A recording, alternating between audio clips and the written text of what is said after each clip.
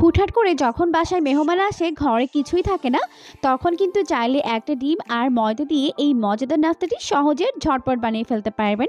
আসসালামু আলাইকুম সবাইকে, welcome back to my channel cooking studio by Orin.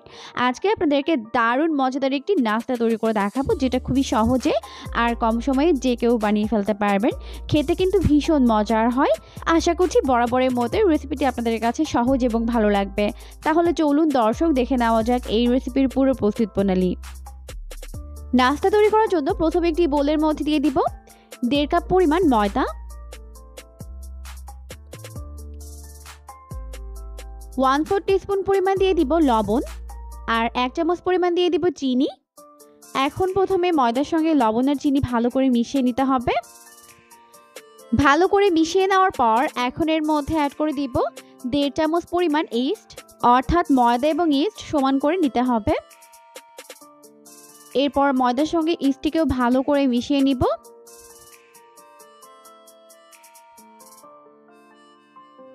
ভালো করে মিশিয়ে নেওয়ার পর এখন এর মধ্যে অল্প অল্প করে কুসুম গরম পানি দিয়ে এটাকে মেখে নিতে হবে। পানি এমন গরম হবে যাতে আঙুল চোবালে আঙুলটা সহ্য করতে পারে। খুব বেশি গরম না, আবার ঠান্ডাও হবে না। তো এভাবে অল্প অল্প করে পানি দিয়ে খুব ভালো করে এটাকে মেখে নিব। আর এই ডোটিকে কিন্তু অবশ্যই সফট করে মাখতে হবে। ডো যত বেশি সফট হবে, নাস্তাগুলোও কিন্তু ততটাই বেশি সফট আর তুলতুলে নরম হবে।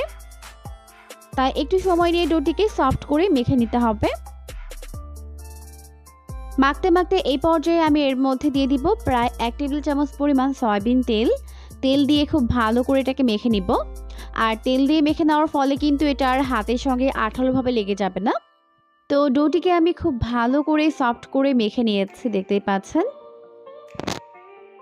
এখন এই ডোটিকে ঢেকে রেখে দিব প্রায় 30 মিনিটের জন্য। আর এই 30 মিনিটের মধ্যে ডোটি কিন্তু ভালোভাবে সেট হয়ে যাবে। তো ডোটি রেস্টে থাক, এখন আমরা এই নাস্তার বাকি প্রিপারেশনটা করে নিব। তাই চুলায় একটা প্যান বসিয়ে এর মধ্যে দিয়ে দিলাম 2 টেবিল চামচ পরিমাণ সয়াবিন তেল, আর দিয়ে দিলাম প্রায় 4 টেবিল চামচ পরিমাণ পেঁয়াজ কুচি। এখন এই তেলের মধ্যে পেঁয়াজগুলোকে হালকা করে একটু ভেজে নিতে হবে। পেঁয়াজগুলোকে হালকা করে একটু ভেজে নেওয়ার পর এর মধ্যে অ্যাড করে দিব 1/2 চামচ পরিমাণ চিলি ফ্লেক্স দিয়ে আবারও ভালো করে নেড়ে চেড়ে মিশিয়ে ভেজে নিতে হবে। এখন এর মধ্যে একটি ডিম ভেঙে দিয়ে দিচ্ছে।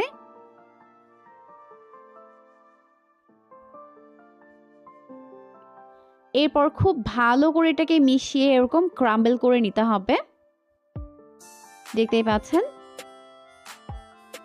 তো এইভাবেই নেড়ে চেড়ে ডিমটাকে ক্রাম্বল করে নিতে হবে। তো এখন হয়ে গেছে। এখন আমি এটাকে চুলা থেকে নামিয়ে নিব। তো এদিকে 30 মিনিট পর ডোটি কিন্তু ভালোভাবে ফুলে সেট হয়ে গেছে। এখন এটাকে মথে এর ভেতরে থাকা বাতাসটিকে বের করে দিব। এরপর যে কটা নাস্তা তৈরি করব ওভাবেই ডোটিকে ভাগ করে নিচ্ছে। এরপর নাস্তার শেপগুলোকে তৈরি করে নিব। এই জন্য বাকি ডোগুলোকে রেখে এখান থেকে একটি ডো নিয়ে নিচ্ছে। এরপর এটাকে হাতের মধ্যে নিয়ে এরকম একটা গোলাকার শেপ দিয়ে নিব। এখন এর মাঝখানে আগে থেকে তৈরি করে নেওয়া ডিমের পুরটাকে দিয়ে দিচ্ছে। দিয়ে এর মুখটাকে খুব ভালো করে সিল করে দিতে হবে। তো দেখতেই পাচ্ছেন আমি কিভাবে করে নিচ্ছে। তো এর মুখটাকে খুব ভালো করে সিল করে নিয়েছে। আর এভাবেই সবগুলো নাস্তার শেপ তৈরি করে নিব। এরপর নাইফের সাহায্যে উপর থেকে এভাবে একটু ডিজাইন করে নিচ্ছে। এখন নাস্তাগুলোকে ভেজে নিব, তাই চুলায় একটা প্যান বসিয়ে দিয়েছে। যথেষ্ট পরিমাণে সয়াবিন তেল দিয়ে তেলটিকে ভালোভাবে গরম করে এর মধ্যে একটি একটি করে নাস্তার শেপগুলোকে দিয়ে দিতে হবে। একবারে যতগুলো ধরে দিয়ে দিচ্ছে। তো এখানে আমাদের 5টি নাস্তার শেপ হয়েছে, আমি একবারে দিয়ে দিব এগুলোকে। এখন চুলার আঁচটিকে মিডিয়াম ফ্লেমে রেখে এটাকে ভেজে নিতে হবে। তো প্রায় 1 মিনিটের মতো নাস্তাগুলোর একটা সাইড ভেজে নেওয়ার পর এখন এটাকে উল্টে দিব অপর পাশটিকে ভেজে নেওয়ার জন্য।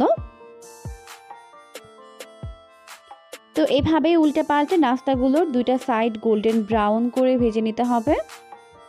তো এইভাবে উল্টে পাল্টে নাস্তাগুলোকে দুইটা সাইডে এরকম গোল্ডেন ব্রাউন করে ভেজে নিয়েছি। এখন ভালোভাবে তেল ঝরিয়ে এগুলোকে তেল থেকে উঠিয়ে নিচ্ছে। দেখতেই পাচ্ছেন লুকটা কত বেশি ইয়াম্মি হয়েছে। এই নাস্তাগুলো খেতেও কিন্তু হয় ভীষণ মজার। খুবই কম সময়ে ঝামেলা ছাড়া নাস্তাগুলোকে কিন্তু যে কেউ তৈরি করে ফেলতে পারবেন। খেতে কিন্তু ভীষণ মজার হয়। অবশ্যই রেসিপিটিকে ফলো করে বাসায় ট্রাই করবেন, দেখবেন পরিবারের সবাই পছন্দ করবে। অনেক বেশি সফট আর তুলতুলে নরম এই নাস্তাগুলোকে বানিয়ে কিন্তু 2 দিনের মতো সংরক্ষণ করেও খেতে পারবেন। আশা করছি রেসিপিটি আপনাদের কাছে সহজ এবং ভালো লেগেছে। ভালো লাগলে এরকমই সমস্ত আরও নতুন রেসিপি পেতে চ্যানেলটিকে সাবস্ক্রাইব করে রাখবেন। পরবর্তী ভিডিও দেখার আমন্ত্রণ জানিয়ে আজকের মতো বিদায় নিচ্ছি। সবাই অনেক অনেক বেশি ভালো থাকবেন। আল্লাহ হাফেজ।